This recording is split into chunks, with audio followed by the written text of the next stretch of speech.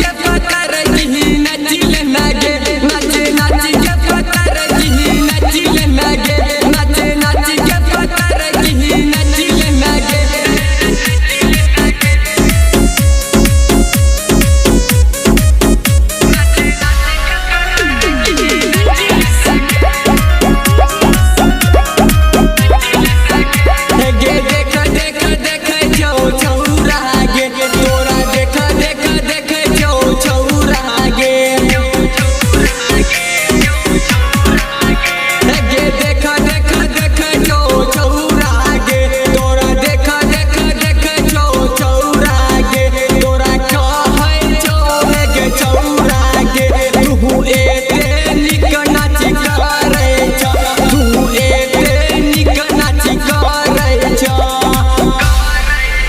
नाचे नाची के पकड़ दी नचिले नगे नाचे नाची के पकड़ दी नचिले नगे नाचे नाची के पकड़ दी नचिले नगे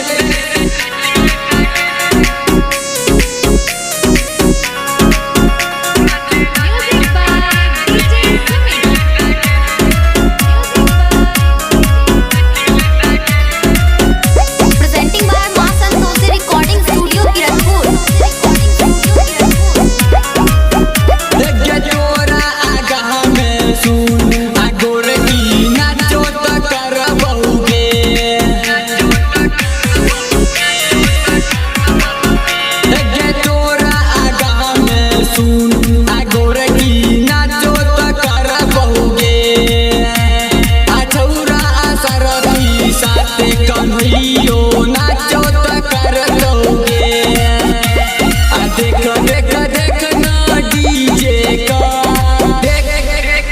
नाचे नाची के पकड़ दी